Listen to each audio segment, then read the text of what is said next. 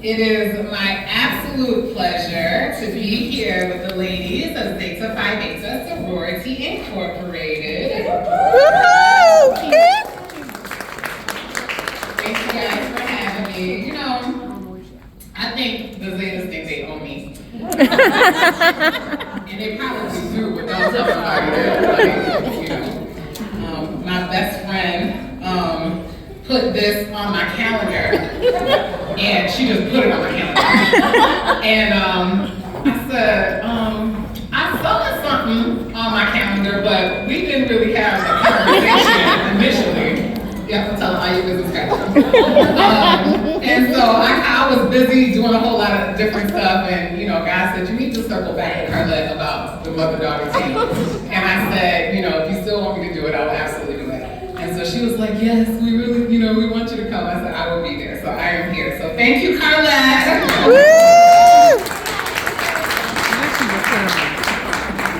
So I always consider it an honor to speak to women and girls and young girls and all the little beautiful girls that we have here. They did such a wonderful job, have they not?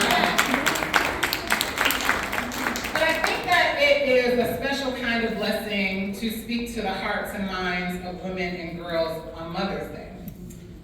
And so I hope and I pray that whatever I say here today will touch the hearts and minds of every single woman and girl in the room, because Mother's Day can bring about so many different emotions for a lot of people.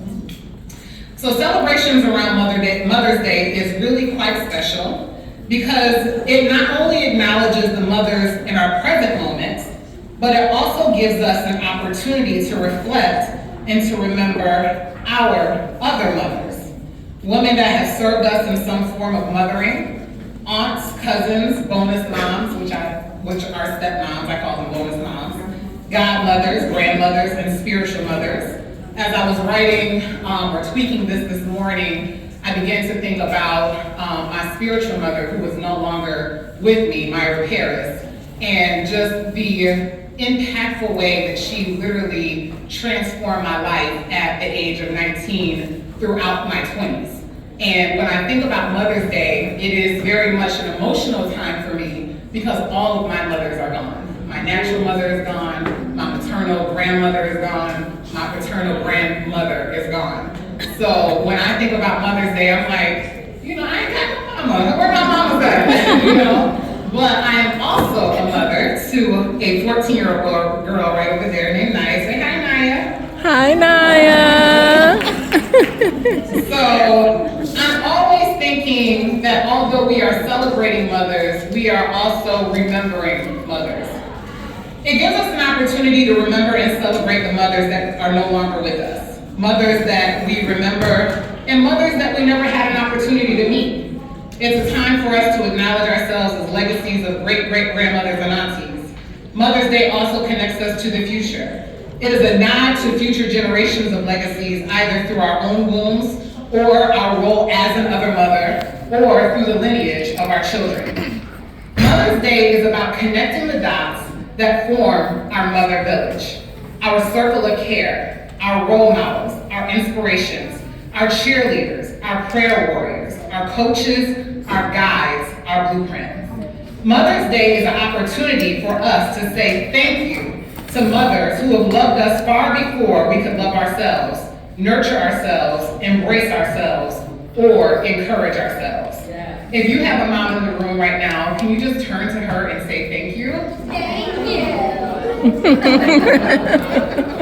If you have a mom that is either living or deceased and she's not here, can you just in your heart just think about her and say thank you? Mothers serve as a mirror, a reflection, a distinct likeness that provides some indication of who we are, what we're capable of, and who we can dare to be. There is a power in mothering. Whether as a natural mom or serving as another mother, mothers have the ability, the aptitude, the capacity, the capability, and the wisdom to change and shape the lives of those that have been given to us as gifts. Mothers are purposed to produce. Can you say purpose to produce? Purpose to produce. We are purposed to produce, and we have the responsibility of teaching, declaring, and showing our daughters that they too are purposed to produce. The word purpose means something set up as an object or an end to attain. Purposed means to aim to oneself, to set before someone, and especially to oneself, an aim or an intent. To want, to seek, to endeavor, to plan, or put forward as a plan of intention. To advance, to evolve, to develop, to grow, to upgrade, to set a goal, and to set before the mind so that one might manifest something. When you are intentional, it means that you are determined, you are resolved, and you are committed.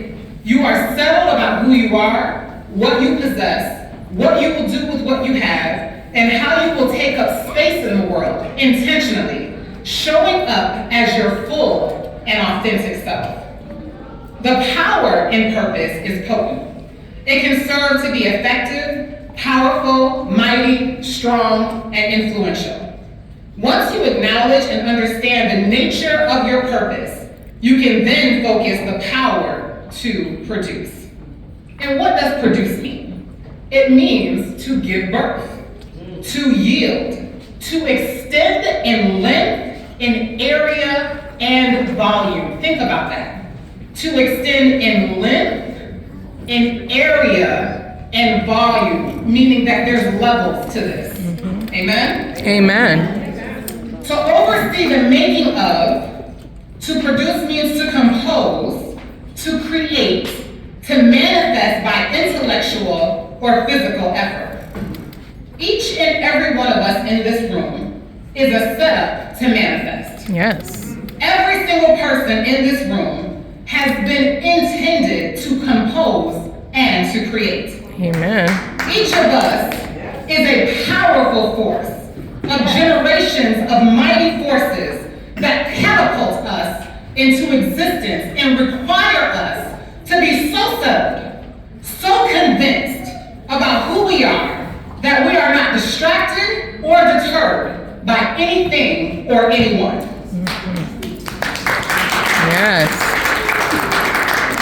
And I wish I could stand here and declare that we have all had perfect role models. That the vision was clear. That the message of greatness was perpetual. That what was spoken of over us was life-giving always. That our connections with our mothers and or our daughters were so secure that we never questioned. We were never confused. That we always got it right. Always knew who we were and never had to figure it out. I wish I could say that, but I know that that would not be true. Even if we had the best mom relationships, there are just some things that we've had to come to figure out on our own in our own journey as we become and evolve. Would you agree? Amen. Daughters in the room, I'm telling you that there's going to be some things that your mom is just not going to be able to tell you, that you're just going to have to figure it out on your own. I would like to share with you two poems that I wrote. One about my own mother and one that I wrote for my daughter. I wrote the poem for my daughter when she was about 1.5, 2 years old. And it was a part of my first 4A poem, Black Girls Anthem. And I wrote the poem about my mom maybe about a year or so after that original poem for my daughter. And I want you to take a listen to both of them to see the difference between my thoughts for my daughter based on my relationship with my mother. And let me give you some background information about my mother and our relationship prior to reading so that you can have a little bit more context. By the time I was 5, my mother had already developed schizophrenia. She had a mental illness that she could not recover from. And so my maternal grandmother and my maternal grandfather raised me as their own. I don't remember a time that I was not with my grandparents. My grandmother would say, I did everything but birth you, and she was right. My mother was here sometimes, but mostly she was away, not just mentally, but also physically. She moved around a lot. She really didn't like to be home because she could not live the life that she had once known. Okay? So here we have this little girl, Melany, who desperately wants her mom. Even though her grandmother, I got aunties, I got a whole village. But how many of you know that nothing takes the place of a mom? Mm-hmm. So I wrote this after Naya was born, and I was a full-grown woman. And I wrote another choreo poem called I Am. And it was a series of poems, and this was one that I wrote for her, and it's called I Am ... Everyone always talks about absent fathers, but no one ever talks about absent mothers. The loss of the primary caregiver and nurturer. And I'm not just talking about stories of abandonment, but experiences of drug-addicted, relationship-afflicted, depression, mental illness, or just plain dead needs to be mentioned. It is like the elephant in the room. Everybody sees it, but no one knows what to do with it. And then there leaves girls like me, left to unravel the nurtured, natured mysteries of me. The me that is very much connected with she. A she I can't touch, can't hug, needing to experience this unique kind of intimacy, a communion of sorts between her and me. But she quickly becomes a memory of what I needed her to be, wanted her to be, so she could teach me how to be me. And I'm left trying to rationalize my own existence. And even though there are wonderful aunts and faithful and faith-filled grannies, nothing takes the place of a mama. And this girl thing gets confusing. This journey through womanhood sometimes surprises me because I feel like I learn something new daily. And what I thought being a woman was somehow seems to change or transition right in front of me. And the blueprint that I would normally refer to as MIA, or altered considerably. And through that stuff, I can't see her, let alone see me. And from the outside looking in, everything looks just fine. But inside there are questions about who I am and who I'm supposed to be. And I know it might seem crazy to be asking for answers that should come from me. But I can't remember whether she told me I was beautiful, or whether there was a discussion on when and to whom I should give myself away to. And did we talk about school or my future? Can I do anything I put my mind to? And what are my strengths? Do I possess a gift that I should pay more attention to? Am I like her in any way? Oh yes, there's my laugh. It's the only concrete thing that I can tell my daughter. You possess what I, my mother, and her mother before her had. And there are some things that girls like me figure out along the way. The rest we improvise and just pray. That if she were here, alive, or just fully present, she would say with all honesty, full of pride and meaning, that I am everything that she hoped I would be. Everyone always talks about absent fathers, but no one ever talks about absent mothers. Because when she is gone, a crucial element is missing, and it leaves us guessing and substituting other things for pieces that are missing. Identity is everything. Ooh, yes.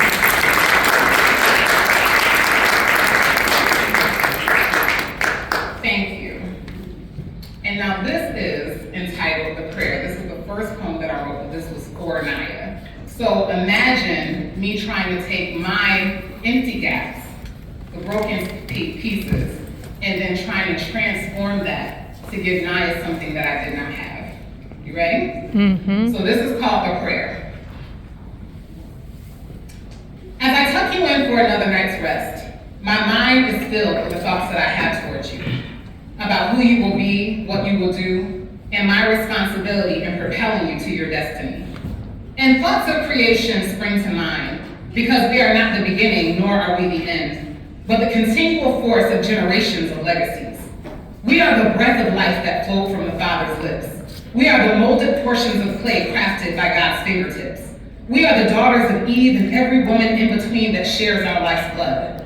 And it is unfortunate that I cannot recite every name and every womb, but I can tell you that we stand on the shoulders of great-great-grandmothers and aunties. We are the answers to the prayers of every slave ancestor who hoped for truth. We are the tears of progress that sprang from the eyes of women who fought beyond their circumstances. We are the solve for every broken heart that endured desolation of her family due to overworked husbands, scared little boys not yet man enough to be fathers, or lovers murdered by every ecological construct imaginable. My little girl, we are someone's dream. We are the continuation of someone's journey. We are a living, breathing, and purposeful moving entity. And so with these thoughts and with this knowledge, I bless you. I bless you like Abraham did Isaac, like Isaac did Jacob. And even though there are no or very few written accounts of mothers blessing daughters, what I am sure of is that my mother and her grandmother before her prayed for daughters they could not see but knew spiritually, laid hands on the ones that lay before them as you lay before me and blessed them. So Naya, my seed of purpose, I bless you. I pray that the four winds always uplift you, that the heart of God always be with you, that the strength of your foremothers always gird you, that the hope of your heritage always embrace you. I pray that you always remember and never forget that your success is never all of your own, but another piece of the royal piece of the puzzle that started many moons ago. I pray you possess the faith of spiritual mothers who are able to speak a word and it manifests, that you have favor with man and have the grace to give favor in return. I pray that your heart not become hard by the evil deeds of others, and that you possess a certain kind of fortitude that leans back to grasp another, yet remains sturdy and steady to press towards the future. A kind of resilience that learns from the past, works it in the present, and sets up building blocks for things to come. I pray that you are endowed with gifts and talents that serve as streams of prosperity, that life always flow from your mind's womb, and that your spirit be impregnated with the motto, with God, all things are possible. Amen. I pray that you remember how to pray, that pride never seal your lips from conversations with God, and that you are never disillusioned into predicating your worth and your value from the inconsistent, whimsical notions of men, but that you always recognize that you are fearfully and wonderfully made. Amen. And I pray that one day you will teach your daughters to pray, to live, to love, to laugh, to be free, and maybe even to remember me. As I tuck you in for another night's rest, my mind is filled with the thoughts that I have towards you. Woo!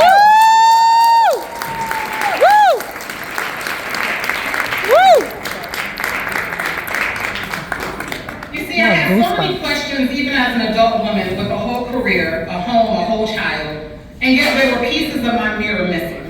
Pieces that I had to make up for myself, create myself, or pieces that other mothers offered to me that could help me see me so I could show Naya who she is. I also believe that even though there were missing pieces, I believe that those missing pieces became a blueprint. They became goals or intentions that I never experienced, but was determined to give to my daughter. So we may not always get what we think we should have gotten from our moms, or from other people for that matter, but we're not talking about them today. But I believe that because we are so purposed to produce, that even the missing pieces, the murky views, the broken pieces, if we allow, they can be motivators for us to recreate our own mirrors, not only for ourselves, but for our daughters, their daughters, and every daughter after her. I share with my daughter every morning as I drop her off to school, and I'll close with this. I say, Naya, I love you. Remember, you are super dope, and don't allow anyone to make you feel differently. It is my way of filling in the gaps that I had as a daughter and ensuring that she has a bigger, clearer mirror to look through. So in essence, when I tell her I love you, I'm basically saying, Naya, you got a mama that is present and who will shake up this whole world and everybody in it on your behalf. Yes, ma'am. When I say you are super dope, I'm saying, Naya, you are powerful beyond measure, a creative spring. You can do anything you put your mind to. You are a manifester, and you can be exactly who you are at all times. And when I tell her, don't let anyone make you feel differently, I'm telling her, Naya, people never have power over you, and you always decide who you are, what you are capable of, and how you want to express your greatness. You are in control of what you say you are. Never them, always you. I would like to say that I'm getting everything right as a mom. Yes, you are. Sorry, am I getting everything right as a mom? I ain't gonna make you lie in place. I'm gonna cherish Jesus. I know that I don't get everything right. Not because I don't want to, but because I am human. I'm a black woman in this world finding my own way, finding my own way to myself despite the messages that the world says about me. I'm healing my own little girl wounds daily, yet trying to be in tune and raise this brilliant little super talented, powerfully creative force named Naya, whose personality and energy mimics my 47-year-old energy that I had to grow into. I'm sure Naya could tell you some things that she believes that I could do better. I'm sure of it. As moms, we gotta take the good days with the I'll try to do better next time days. I do apologize to Naya when I think to, because I want her to know that I won't always get it right, and neither will she. And because I really want to be intentional about what is produced between the two of us, and what she will produce will come from that. Mothers are the life force. We really do make the world go round. We have the power to inspire, to nurture, to cultivate, to propel, to heal boo-boos with a single kiss, to pray hedges of protection around our babies. We have the intuition of God when it comes to our babies, and don't let any accomplishment, affiliation, degree, or any other thing that people deem valuable fool you. When it comes to our legacies, anybody and everybody can get it. Happy Mother's Day to all you mommies, mamas, mas, godmoms, grandmas, big mamas, bonus moms, great-great-grandmas, spiritual moms, and aunties. Remember, you are purposed to produce. Keep being intentional, keep being resolved, and keep showing our babies their destiny. Thank you.